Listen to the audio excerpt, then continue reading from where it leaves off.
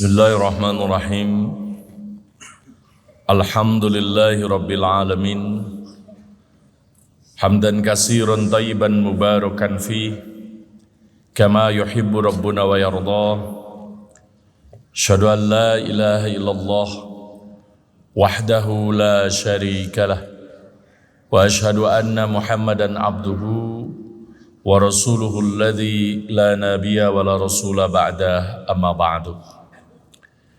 Ya ayuhan nasu taqu rabbakum alladzi khalaqakum min nafsin wahidah wa khalaqa minha zawjaha wa batha minhuma rijalan katsiran wa nisaa'a wattaqullaha alladzi tasaaluna bihi wal arham innallaha kana 'alaikum raqiba. Wa nuqaddimu lakum bi tahiyatil islami mubarakan.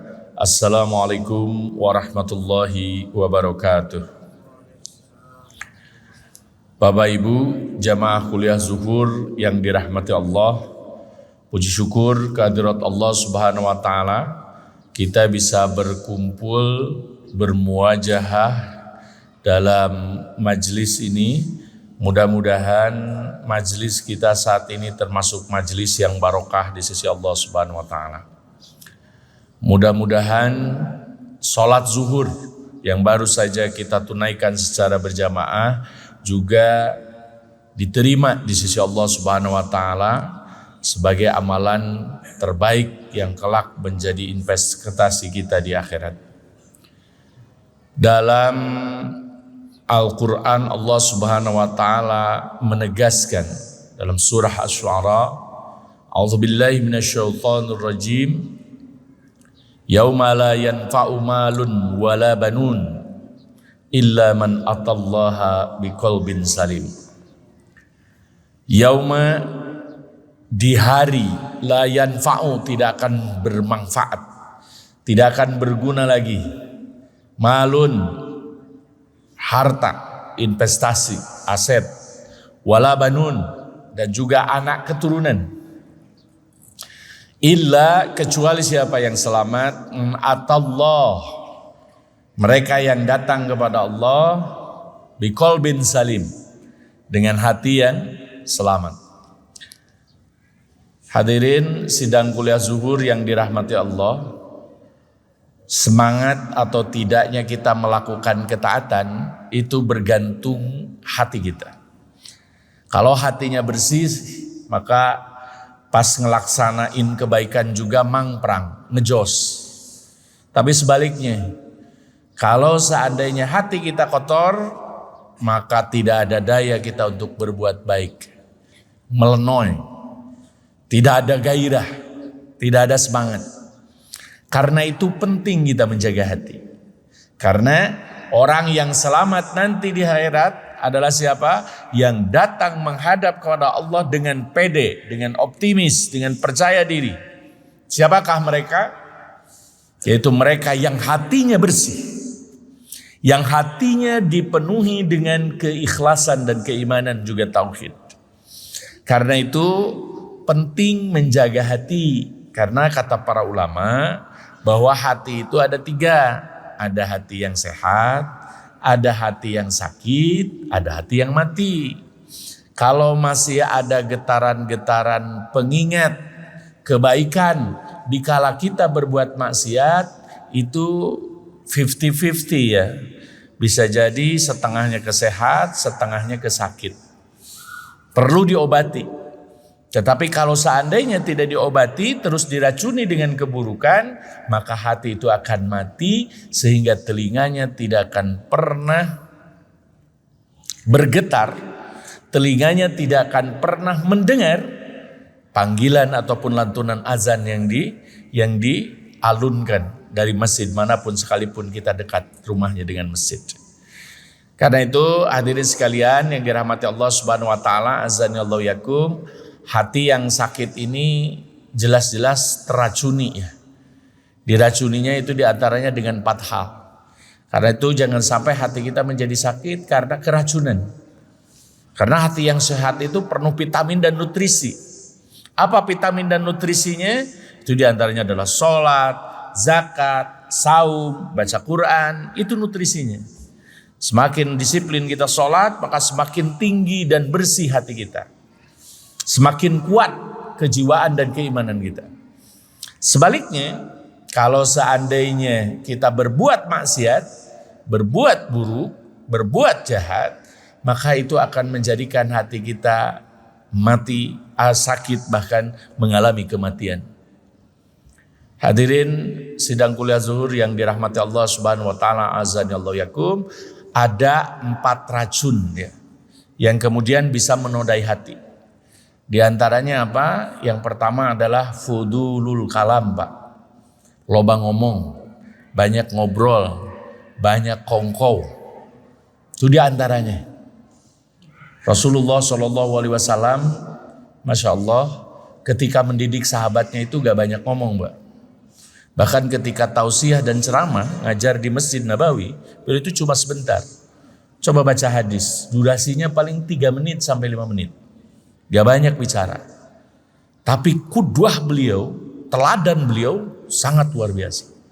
Bahkan kudwah ini, artinya bapak-bapak pergi ke masjid, dari rumah pergi ke masjid, gak cukup ngajak-ngajak anak terus dengan ucapan, dengan omongan, itu jauh lebih dari cukup. Sehingga anak kemudian akan mengenang bahwa ayahnya adalah ahli masjid.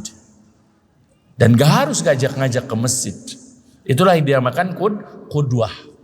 Rasulullah SAW sangat irit ucapan, jarang bicara. Ya, tadi juga hadis itu 3-5 menit. Coba saya bacakan itu khutbah terpanjang Rasulullah, yaitu khutbah wada. Itu sekitar 15 menitan, Pak. Jadi itu khutbah terpanjang dalam kehidupan seorang yang sangat penting di dunia ini. Itu sebentar saja. Karena itu saya juga malu sama Rasulullah SAW. Jadi udah dicukupkan dulu sekian ya. Jadi jangan banyak ngomong ini. Karena kalau semakin banyak ngomong bakal banyak pertanggungjawaban, Pak. Iya kan? Nah itu. Ya, jadi gak usah banyak ngomong. Ya, jadi kalau dalam bahasa Sunda ini tanpa menghargai ini para pengunjung Masjid Al-Jadbar, para peziarah dari seluruh pelosok negeri. Jadi pondok tapi nyogok gitu. Ya, sedikit omongannya tapi jeleb langsung ke hati. Ya itu ya. Itu diantaranya adalah fudulul kalam, terlalu banyak ngomong. Dan omongan justru yang akan menjerumuskan seseorang ke dalam api neraka. Ya, setinggi, sebesar, dan sebanyak apapun pahala yang diberikannya. Dan bahkan cenderung di kita juga, Pak, orang yang irit ngomong itu dicintai. Gak banyak ngomong tapi loba gawe, nah itu paling resep udah. Ya, daripada banyak ngomong kerjanya males gitu. Ya kan? Orang yang irit bicara itu, bisa. Gimana ya si ibu menikah yung-yun gitu ya, apalagi ibu-ibu di kala yang lain mah cerewet, banyak ngomong, ini mah diem aja. Senyum aja, gak banyak ngomong. Tapi sekali ngomong, nginjem duit, Pak, langsung gitu mah ya. Karena intina gitu ya. Jadi gak basa-basi lagi. Mendingan begitu daripada ngalor ngidul gak bermanfaat. Karena itu jaga omongan dan lisanmu sebagaimana yang dinasihatkan oleh Rasulullah SAW. Kemudian yang kedua, Bu, Pak, fudulut ta'am, terlalu banyak makan, loba dahar itu. Itu terlalu banyak makan itu bisa menjadikan hati kita kotor.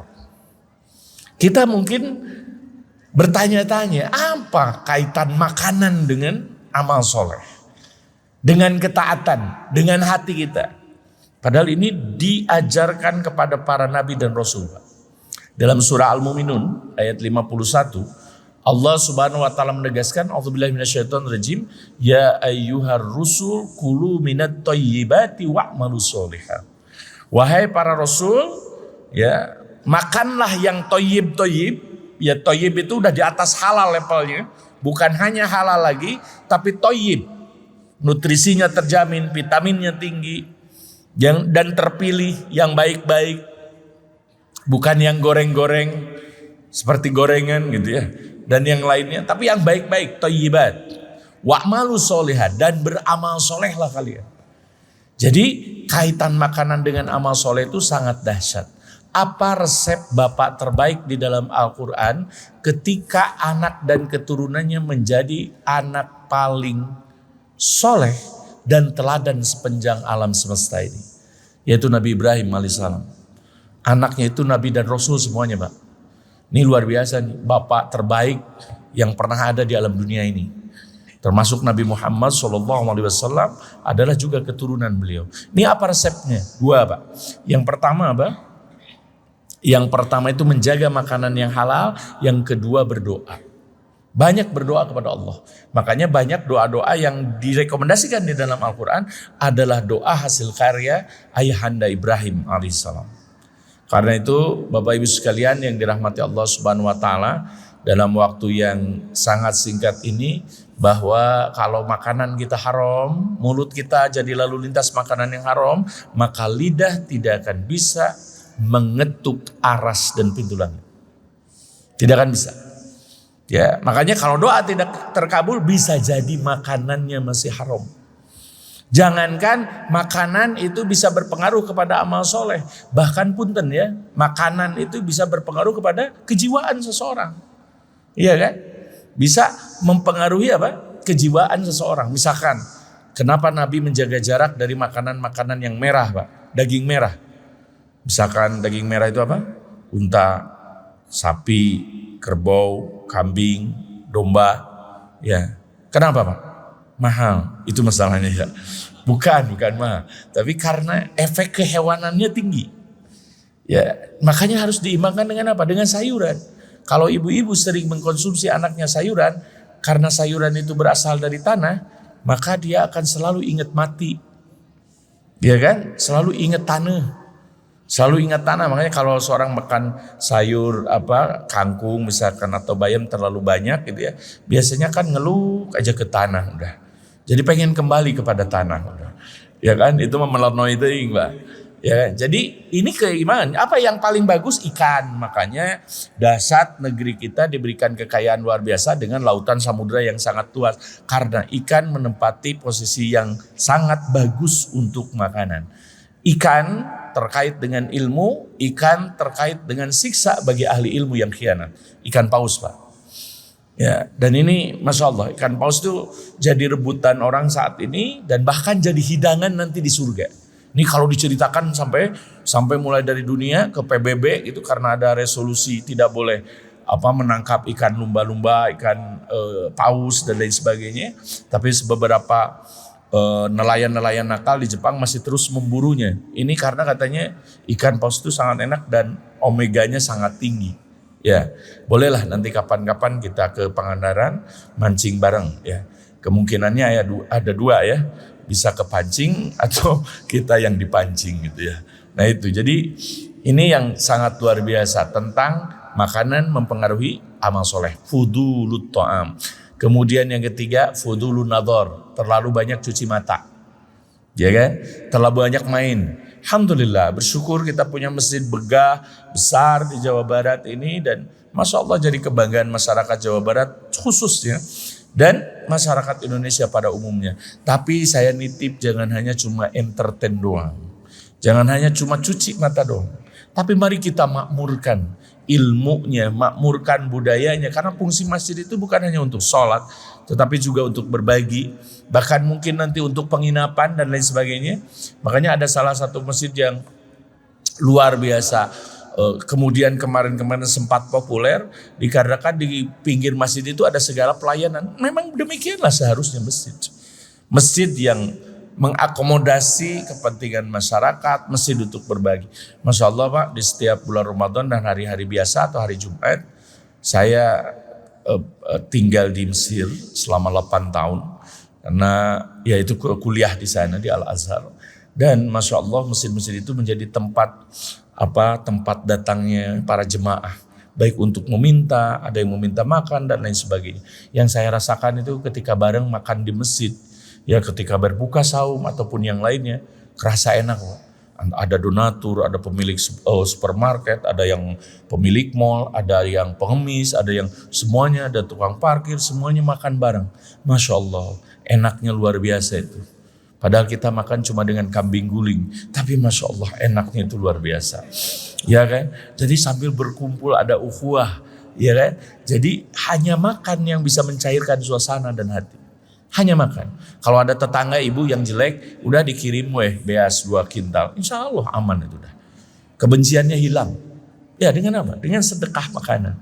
Pudulut ta'am, pudulul nazar, dan yang terakhir adalah pudulul mukholatoh, salah gaul. Nah, ini kenapa banyak ABG tahun 60-an yang ada di masjid, tapi ABG sekarang pada di stadion, pada di jalanan, karena salah gaul. Kenapa? Karena di rumah itu keluarga kurang akrab dengan anak, dan juga Masya Allah, bapak-bapak ini catatan bagi kita, kermah bapak-bapak teh jarang di rumah gitu ya. Ketambah itu kalau misalkan marah sama anak itu, kalau bapak sekarang itu kan sampai teu apal anak sorangan itu. Sampai bilang ke anak, "Ai maneh anak saha?" kan gitu ya. Ya anak maneh kata anaknya teh gitu ya. Anak sadi akhirnya karena sering dimarahin di rumah pergi ke masjid, tapi mohon maaf DKM-nya juga sangar-sangar ke masjid juga. Akhirnya kalau di masjid bilang kadar itu, ini bisi kotor, bisi motah, bisi nakal. Wajar lah kalau anak-anak nakal di masjid, dibawa ngaji ke masjid, kemudian mereka nakal, wajar karena mereka belum tahu tentang masjid. Baru kalau ada aki-aki motah, nakal di masjid, nah udah di karungan aja, piceun ka Citarum yang itu mah. Ya kan? Ini kalau anak-anak wajar, tinggal diberikan kepahaman aja. Sehingga DKM itu bilang kadar itu. Dan akhirnya di depan ada tukang tahu bulat kadarieu katanya gitu ya.